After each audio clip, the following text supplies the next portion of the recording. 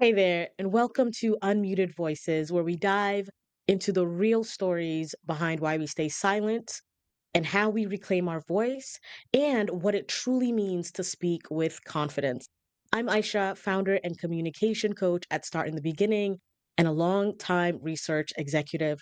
I've spent years helping people and companies find their voice, and even now I'm still learning to use mine more boldly. I'm so glad you're here. Today's episode is about voice boundaries, choosing when to speak and when not to speak. Our goal is to teach voice boundaries, differentiate silence as survival versus silence as choice, empower selective speaking in leadership and in life. Today's guest is perfect for this episode. He is someone I've known and observed for many years, not only a great leader, but a deeply conscientious person.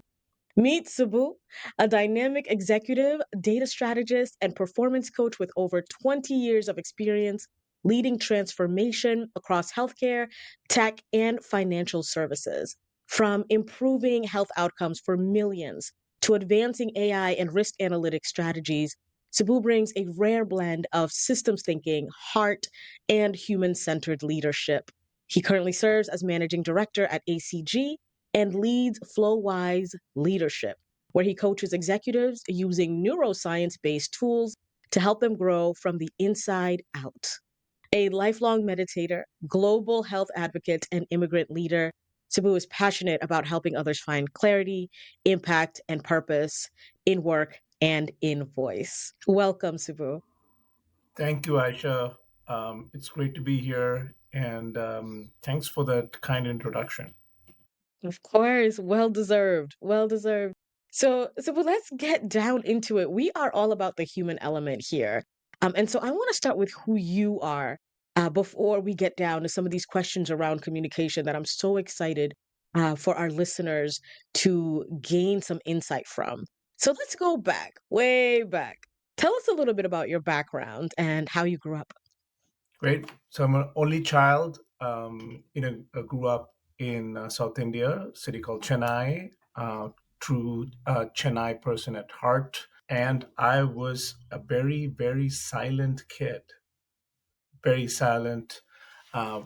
Did not socialize in terms of conversations as a kid for a long time. So I moved to the US in 2004. I didn't actually think of moving entirely. I was working for a large data transformation project for JP Morgan.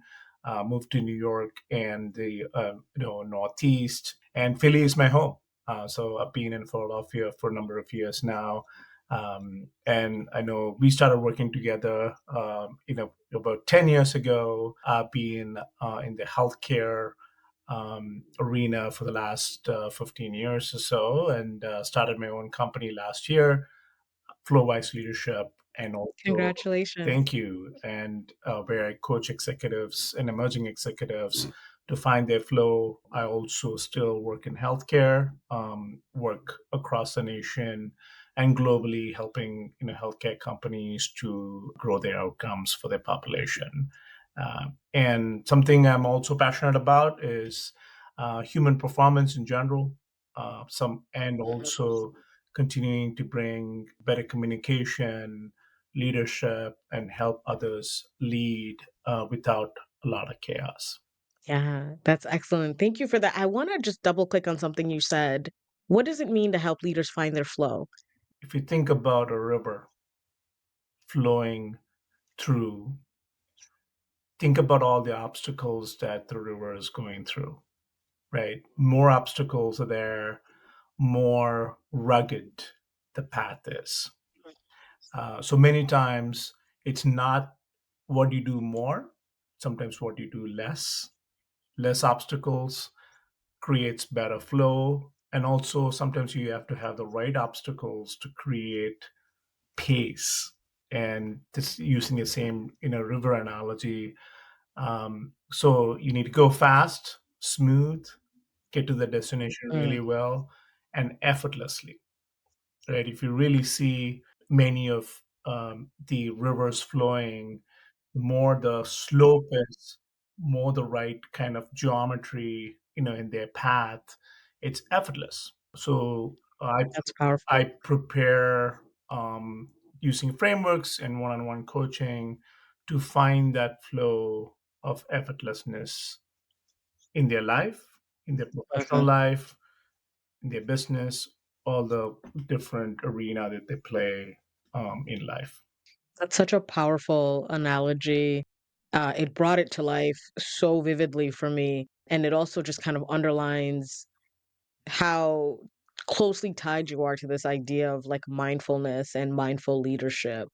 I love that river analogy. And I'd love to know, as you coach business executives, uh, and you've led these really high performing teams, how has that kind of mindful leadership shaped how you think about when to speak and when to listen?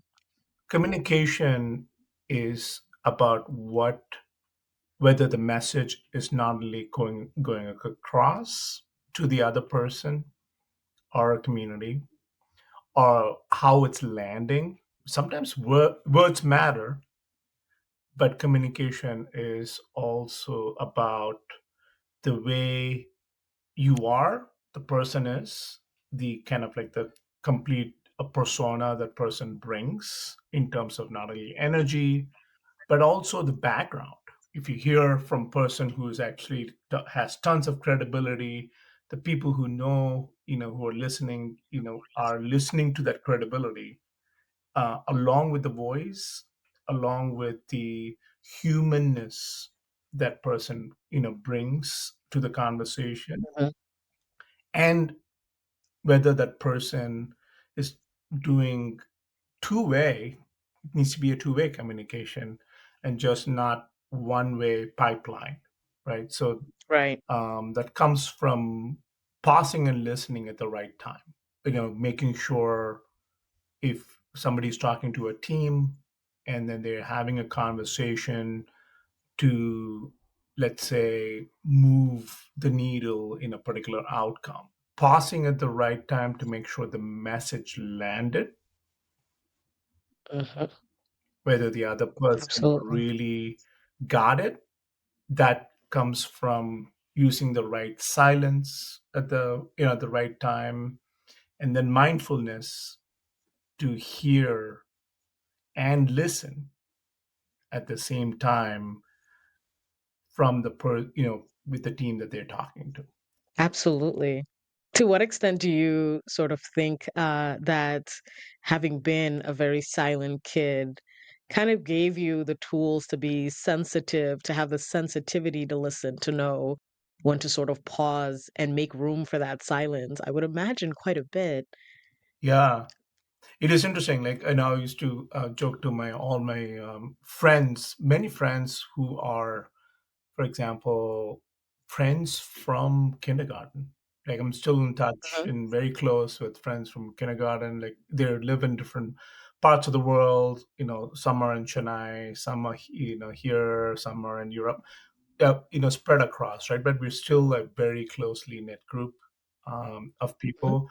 Literally, most of them were introduced by my mom, Mm, because I would not speak to anyone. I'll be there. I'll be present, and I'll be yeah, very much present, as a kid. But I never kind of would go introduce myself, have a conversation in the school. Never. And then my mom was completely opposite. She was like, "Go here's Subbu, blah blah blah. Make friends with this person."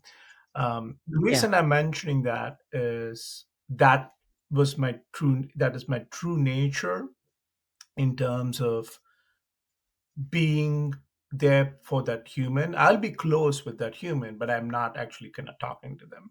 But over time, I changed. I was yeah, more extroverted, I would say now in the last few years, ever since I started my grad school. So I had to change myself, because I also realized in order to make a connection, I need to communicate, right? So And then Right. the confidence came, and to communicate using words rather than just communicate using being there, and doing something together, whether it's play or studying, having fun. Mhm. Um, so to answer your question, that actually really helped. So I was much more Yeah. self-aware, because I was more silent. I would actually listen to myself, listen to the environment, and that foundation. I think it's helpful. Yes. Certainly, I don't know how much, but I can definitely sense, how it helps me in environments and sensing people's body language, etc. Mm. Mm. That's really interesting, that concept of silence as a strength or a secret. I know this is a very overused term, superpower, so to speak, that puts you a lot more in tune with people. And, maybe some of the, what is that, like 87% of communication is nonverbal, really being able to understand those nuances. But then as you evolved, as your career evolved, finding it necessary to add to that the element of communication to even further deepen human connection. And as I think back on having known you all those years ago, I can probably, it's interesting, count on maybe both hands how many times we actually really, really spoke outside of me sort of presenting some things to your team. And yet I feel so connected all these years later, right? Which means that even without very many words, there was like this sort of invisible energy and connection being built year after year after year. So when you say I think it helped, I would definitely testify that it did. Thank you for sharing that. I want to sort of deepen this a little bit and talk about a personal story you may have when you chose not to speak, and perhaps you guided others to do the same. And it actually ended up being a powerful leadership moment. Can you think of anything like that that may have happened throughout your journey? A few years ago, I think like probably 3 4 years ago in my career, this was actually a really role that I was playing in professional settings. I was the vice president, uh, in for a really large number of responsibilities, and I literally lost all my bosses in a way. Right, I was not really having. There were a lot of like turnovers, people left, etc. And literally all my people who actually interviewed me were not in the organization. So really the Mm, support structure, right? These are the people who trusted, and it was like, okay, I'm going to support you. I'm going to Let's work together and let's build this thing, over the next few years. So that happened so quickly, and imagine, right, in that time when you don't know anyone else and nobody's right. there who's invested in you. It's a really an interesting time period where you have to build credibility again in terms of making sure you can deliver as a leader, in the midst of lots of challenges, and then you have to also protect the team you built, and then you're also building the team at the same time. So that's the context of the situation. Couple of things there. uh, People were really looking for, okay, where are we going? Have we built the results? And there was a lot of uh, really words used in Mhm. a couple of meetings, I would say.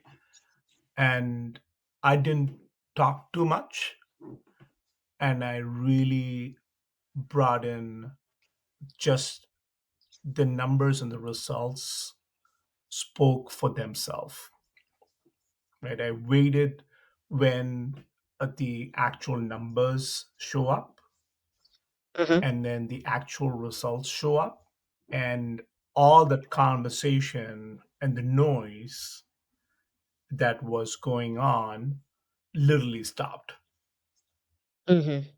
right? Really, it was probably I uttered three sentences towards the Right. end. We got the result. Interesting. Here's where we are. Here's where we are going. And I'm confident we can go to the next level. Right. So those 3 or 4 sentences backed up by actions and results were the only things that I talked about, right? Yeah. And literally after that, the whole noise of the conversation others had during that time felt meaningless to everybody, Right. right? And just to clarify, so were these concerns about where the direction of okay, all right, so these Exactly. were people are just kind of like People are concerned and hyperventilating like, yeah, and what's stressed and going worried. on? Like, yeah, it's just like, it happens in an organization, right? So, Yes. your audience and professionals hearing this, and, whether you're a leader, designated leader, or individual, performer, leading your own projects, in an organization, people are stressed, asking about stuff like where things are, all that stuff. There's a lot of like conversations, spend a lot of time in meetings about like, discussing where we are, etc., Mhm. debating like, is this the right thing to do? Or it could be in the Yeah, board meetings. People may not understand what, the real business, but they're actually kind of asking, pulse checking, etc., whether we're going in the right direction. That's where leadership comes in. that's That's right. where the voice comes in, or the voice at the right time comes in, the communication comes in, and the confidence and the presence comes in, That's right. right? That's right. Um, That's really interesting. I mean, this notion, the visuals I'm getting as you're speaking as are you as an anchor almost amidst the storm. I'm going to take a page from your book here, mindfulness, and I will not do it any justice, but amidst all the sort of like storming, literally brainstorming, you sort of became an anchor. And part of why that's effective is because you didn't say much. So when you did, people stopped, paid attention, and then could stop hyperventilating into their brown paper bags, yep, right? yep, exactly, exactly. Maybe that's one example. I would say Yeah. it's I've gone through lots of failures as well, right? Many Mhm. times I was like, oh, this actually did land. So it's not all perfect situations, but you fail and you learn from it, and then you go back to your own anchor, and find the flow, and then this comes out. Yeah, absolutely. But it seems like it's really important to not add to the noise whenever possible. And for you, the stakes just kept getting higher, right? I mean, it seems like you had a very intentional sort of like ascension throughout your career. I'd love to hear just sort of like when you think about where you first started and how you've evolved into a leader with higher stakes, hyper visibility. How do voice boundaries sort of like change and evolve, right? Yeah. Because they probably weren't the same when you first started, maybe more pressure to speak up.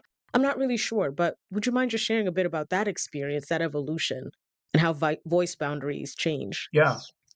And as you mentioned, as you go higher in terms of responsibilities, and definitely the stakes are higher, the expectations are higher, and you also have, um, people you're answerable to. You interact with different people. You're answerable to who may not know what business you are, etc. So you're building confidence and credibility there.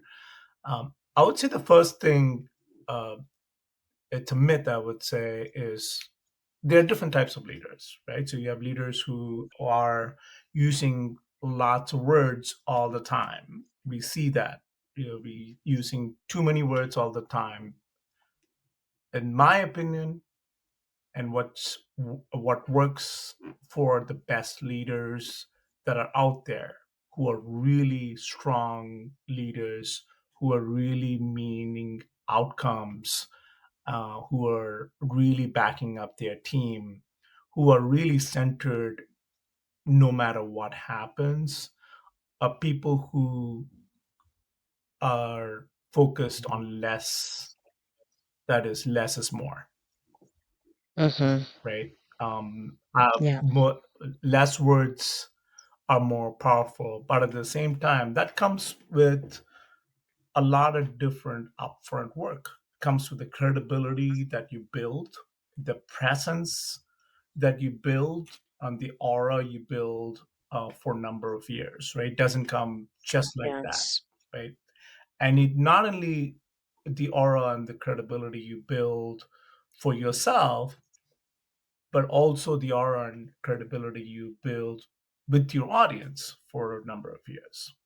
So I would say that's the biggest difference.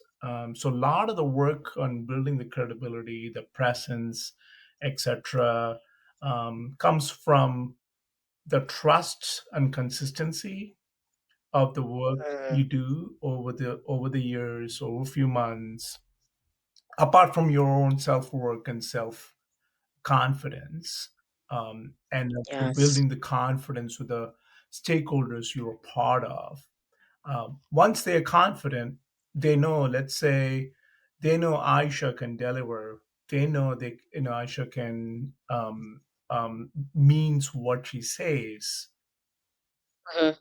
Then all you need to do is just say one sentence that really matters, right? And then they're like, "What? Right. I got you."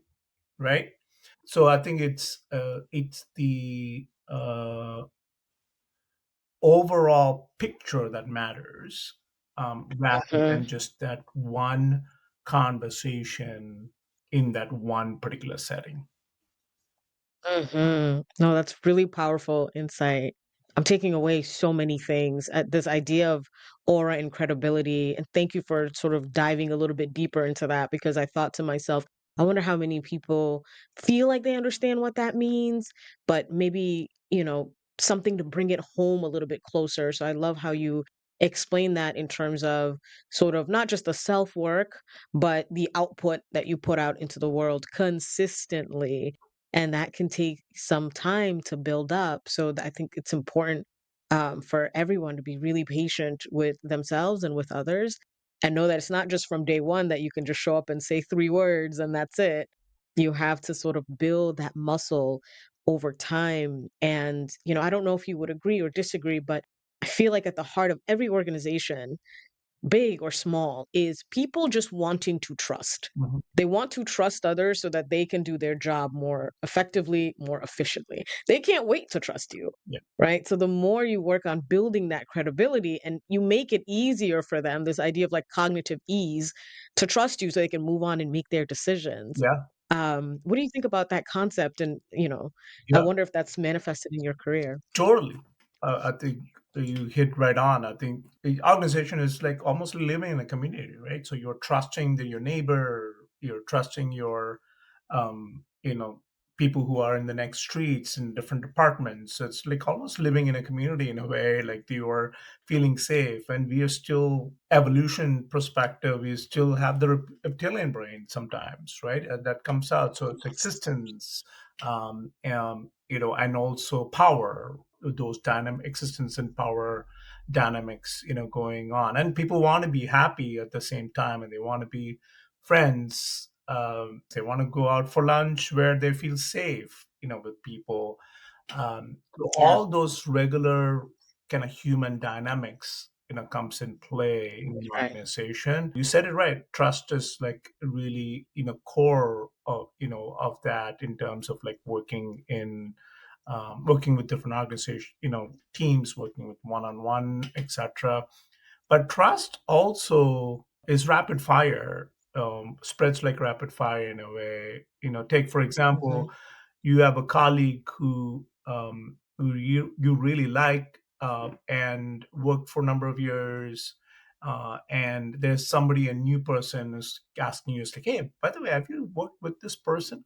And you're like, oh, I love this person, like it's great. That credibility and trust passes on even with if that person is not there, right?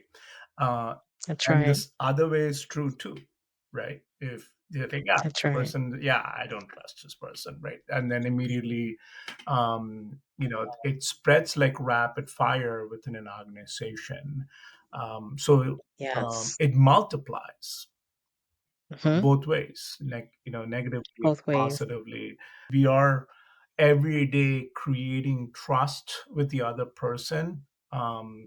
Every little thing, really, it really counts. And then honesty is also one of those things, right? So really being honest to see whether, like, if somebody cannot deliver something with an unreasonable timeline, you don't do it just to kind of gain their trust. You kind of be honest with them.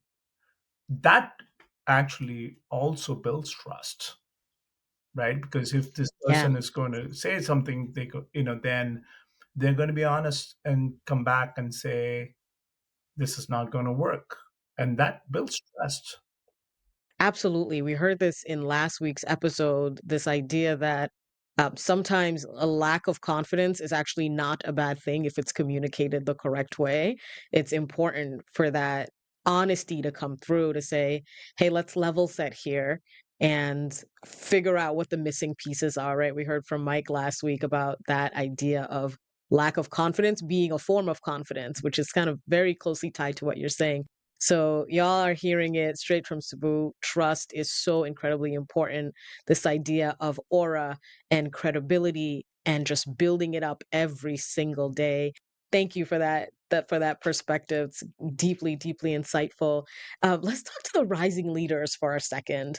I think there's a lot of fear that having voice boundaries, particularly for people who come from maybe immigrant cultures where silence is actually a virtue in many, many settings, right? We're taught to sort of respond only when spoken to, chime in only when you have something really impactful to say.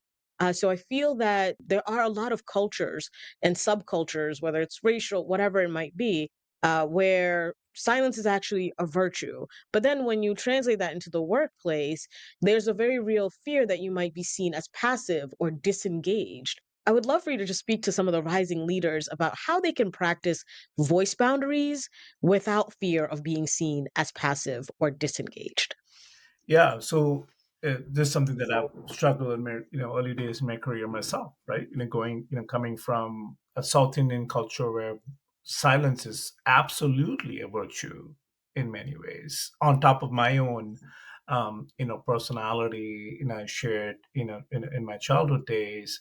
Absolutely, sometimes it's just shown as respect, right? So if there is a person of higher authority in some cultures, you don't speak when that person is there. You're actually really sometimes just silent, and then you handle it separately. In many of the modern, let's call it, for Western work culture, right?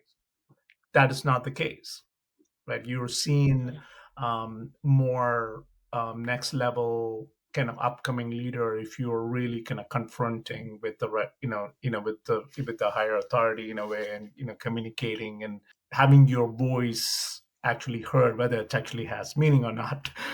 Voice having heard in meetings, etc. That's too often generally seen as, okay, this person is an emerging leader.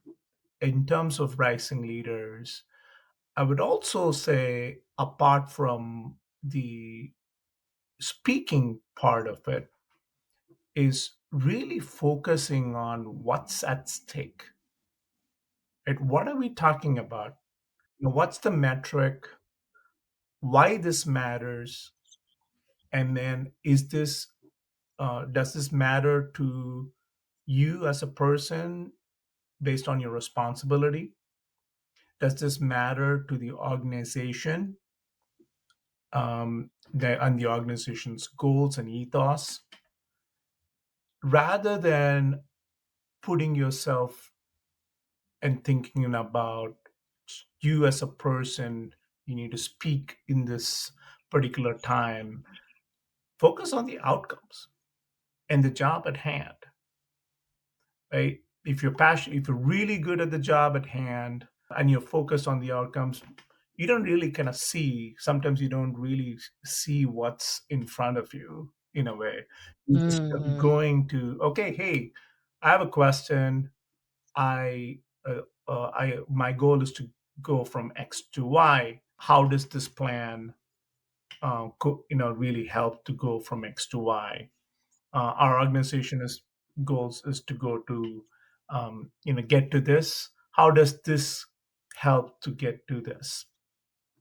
Yes. Really bring the not only the goal that you have, but also think about the overall organization's goal, so that Yeah. you are, thinking strategically. You're there for the organization, and that shows, Mhm. right? So when you are so hyper focused on the broader goals and the goals you Yes. have for the team or yourself, the fear or the voice on how it kind of really, cuts through, it makes it easy, makes it really easy. Right. Um, Yeah, there's almost like a removal of the ego. Correct. Focus on the outcomes, focus on what you're there for, not so much whatever fear of speaking up or not speaking up you might be experiencing at that moment. Oh, that's powerful mind shift. Yeah. I would say that's one. The other one is it's a daily practice. It's a daily practice, in terms of, keeping your mindset right, keeping your goals right, and where you're going in the next few years. What are your goals? Even if it's a 2-minute reminder every day around, um, whether it's the afternoon, morning, or in the evening, whenever the time is, that Mhm. actually shifts your mind towards where you're going, rather than really being, hyper focused on 1, 2 meetings here and there, for the day. Mm, And there are a number of studies out there around how, that actually um, shifts your mindset, right? In terms of, from a yes, neuroscience perspective. It's right. almost, similar to, prayer. Like people who pray, Mhm. uh, there's real science behind how prayers affect people's brains, because it's Mm, much more bigger. It actually, really, from a neuroscience perspective, changes your brain for the good, with the right prayers and the right, whether it's you're doing meditation or prayers, whichever it is, right? That, along with making sure that you're, um, shooting for the goals and getting reminded and have the right practice behind you, that makes a huge difference. Combined with what I said, focusing on the job at hand, thinking about the strategic goals for the organization. Once that platform is set, going back to my river analogy, just flows effortlessly. yes, I love the tie back to the river analogy. I also love that you're piecing together some things. You sort of open some windows throughout the conversation. Now you're going to sort of shut them. And what I mean by that is, earlier you talked about the importance of taking care of oneself internally, and then also making sure that you're taking care of the responsibility you have externally, this idea of the mission, the goals of the organization, but this layer around prayer and meditation as a very powerful means of taking care of yourself internally is one that resonates really strongly. So thank you for that. But one of the things that I want to just be real with you, Sabu. Like, Mhm. I'm from a minority group considered here in the United States. You're from a minority group considered here in the United States. We're, of course, not minorities where we come from, but we have some pretty unique challenges, right, when it comes to communication. You layer on that just being even a sort of a foreigner as well. And so we come from global communities. You've clearly overcome many challenges. And so, as a leader from the minority community, what advice can you give to others to give voice to their ideas and bring authentic leadership? Yeah, it's a really, an interesting, tough, and actually one of the things that the subject I really love, and I'm sure you too, because each of the minority communities have its own layers of complexity, right? There's a general minority community, but also, um, If you're for some parts of India, it's different. If you're in some parts of different parts of Africa, it's different. Parts of Some parts of Europe, it's different. It could be different if you're from UK, which is in Europe, compared to a few other Eastern European countries. It's very, very different. But at the same time, for the to answer your question around some of the challenges, personally for me, I think I'm a little bit, I would say, in the modern era, in the last 25 years, I would say a little bit lucky in one way, because they're in the Indian diaspora for a number of decades have you know come in, um, and continue to thrive in terms of the leaders that the community has created. We Mhm. see many people in the C-suite. There are no so many Indian American CEOs, out there, especially in the tech space, and now not only in the tech space, like people are in the political arena, etc. So um, that on the positive side, I do think that is helpful, because you have predecessors, including women CEOs, right? Indra Nui, for Mhm. example, she was the CEO of PepsiCo. She had her own unique challenges, obviously, being an Indian American and probably the first brown or colored executive in PepsiCo, right? So a lot of these path breakers have actually kind of like shown that they can be successful here, Mhm. which adds a little bit more credibility. I remember when I came early in 2000s, I was in a conference room. It still happens many times. In a Mhm. conference room, if if something is not working, if the computer is not connected to to the television, let's say there are 15 people in the room, and then they're always looking to the Indian person to No. it happens all the Yeah. time, many times, Mhm. right? And then when you're um I'm not in actually hardcore tech anymore. I was 20 years ago. But people just assume that you are in technology, right? Right. So there's the underlying bias that comes in, and this happens. I've seen in a lot of people challenging the many current CEOs who are Indian Americans. Take Sundar Pichai, for example, right? People are who's the CEO of Google. People often ask him, why you're not talking strongly, etc. So Mm. I'll tell you an interesting situation. Right, last year, Yeah.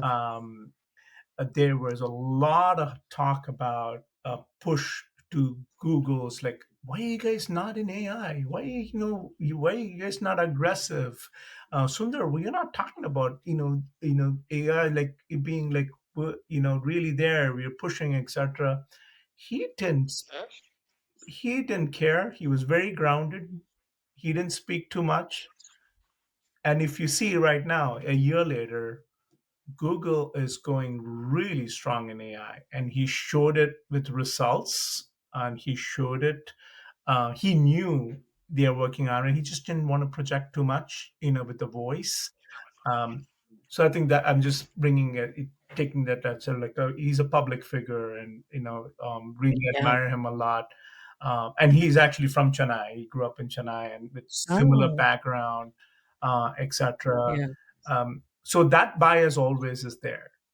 But how um, I'm overcoming it, or actually kind of went through it, is really bringing the authenticity in, right? I think what I would advise is not lose the authenticity and trying to become someone else that you are not. Mhm. um, People immediately will get it, right? The Yes. fakeness will immediately be there, and using that voice, find that power, and the authenticity in you. Um, and I used a coach a number of years ago for the first time. I continue to use coaches throughout my career. That really was helpful. If you find a coach who actually can bring the authenticity and find your voice, if you need help, find that coach, right? Yeah. I'll use a tennis analogy or a sports analogy, right? We're so used to kind of using coaches for sports, or let's say music, and you don't even think about that, right? So if you want to Right. get better at tennis, you get a coach for a little bit of time and get better at tennis. Even like the best professional tennis players have the best coaches, right? So That's right.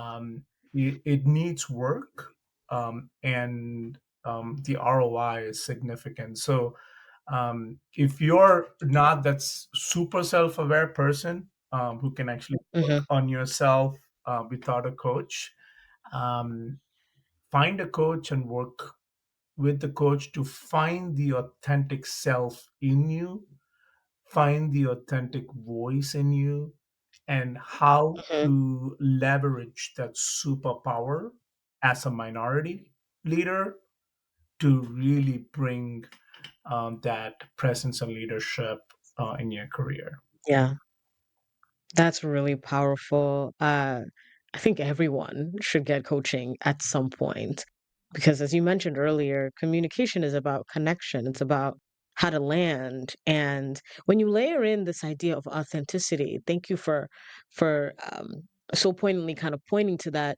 It can get a little complex because being your authentic self can mean a lot of different things.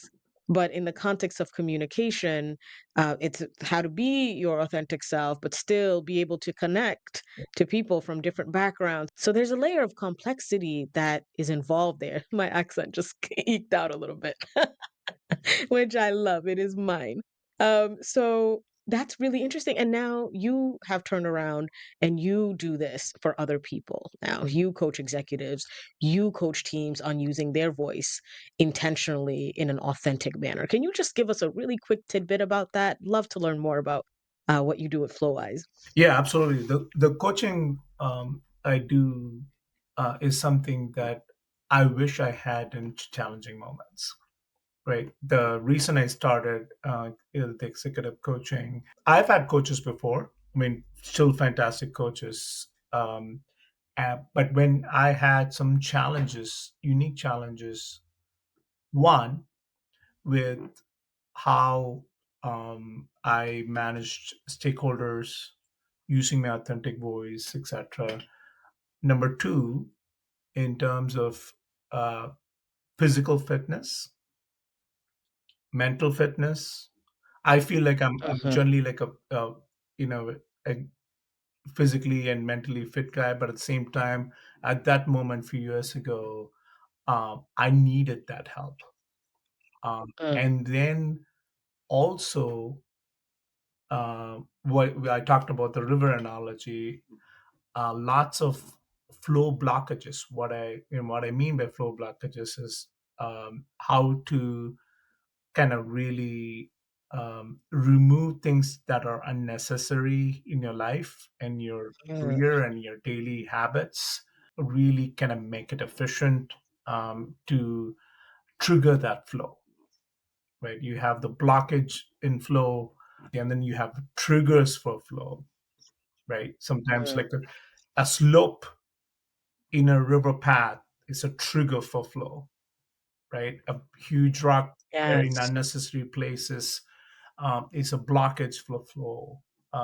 So in my coaching framework, I bring in these concepts in the daily and weekly and monthly coaching with leaders to really help them tactically and strategically to kind of remove those flow blockers, Hmm. trigger those flow triggers in their professional life mainly, and also it translates to in a personal life. It's all interconnected. And then I third love that. Yeah. is also mindfulness and physical fitness.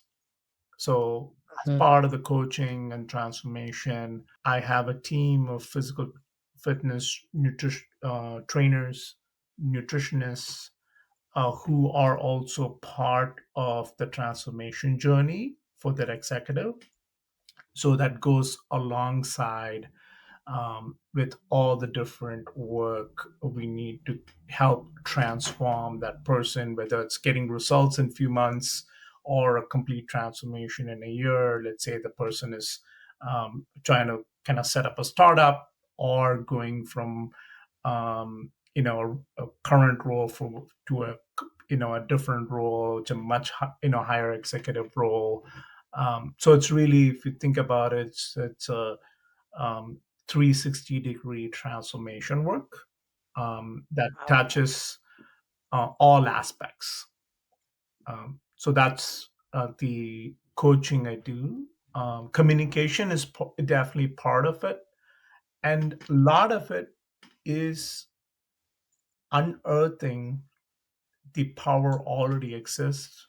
Many times, the solution is there with the person already, right? Yes. The person is the expert. The person is the person knows what to do, etc. But how to do it, when to do it, and guiding the flow of the river is what I do in the coaching side. That's incredible. I'm feeling like I need to sign up. I think what I love about that, there's like so many things that also just tie back to some of the things you mentioned earlier, which again signals sort of how centered your approach is and how tied it is to just your overall authentic leadership. You talked about, removing blockages. And earlier you had talked about this idea that like saying more is not necessarily like doing more. And in this case, doing more is not doing more. Sometimes doing less of the things that are unproductive is doing more. So there's a lot of kind of themes that seem interconnected with the work you do, the advice that you give. And it's all based in neuroscience, which is incredible because it's valuable in and of itself. But the fact that it's based in sort of deep research must be so invaluable to the people that you coach. Add to that your sort of knowledge of just like technology, data, AI, and how all of those things are sort of affecting how we project confidence, how we, keep attention on certain things, how we influence people towards causes. Those are all things that I feel like people need to hear more from you about. And I hope they will reach out to learn more about that. Our time is coming near an end here. And so I just want to squeeze one last drop of lemon from you. If you could leave listeners with just one thought about the power of selective speaking and voice boundaries, what would it be? I think apart from what we talked about, Aisha, first of all, thank you for summarizing in a really nice way. On what and what I heard. I think you really listened and really took the essence and summarized it for the audience. I think that actually really, I could see, how you were actually putting that to practice right away. And you've been very kind in terms of telling my story, my background as well. So first, thank you for that. Um, Thank yeah, you. and it's been a pleasure to be in this podcast. Talking with you after a number of years as well. But if there's one thing apart from what I talked about, uh, there is, based on where we are in terms of the country with lots of chaos going on, um, I would say find your center, find your anchor, and it all starts with who you are and how confident you are about yourself. Find it. It could be a journey to find it, but come from that anchor, right? Once you find that anchor, the voice, the lack of voice, the chaos, etc., will really come down, and that will elevate you, and that will elevate others. More than elevating yourself, you're also, as a leader, elevating others. That's one of the main responsibility of the leader. That comes from, if you're really anchored, it's easy to elevate others.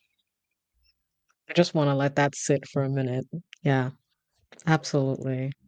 Sabu, you have been just a gift, honestly. I want folks to be able to find you. Where can listeners find you and follow your work?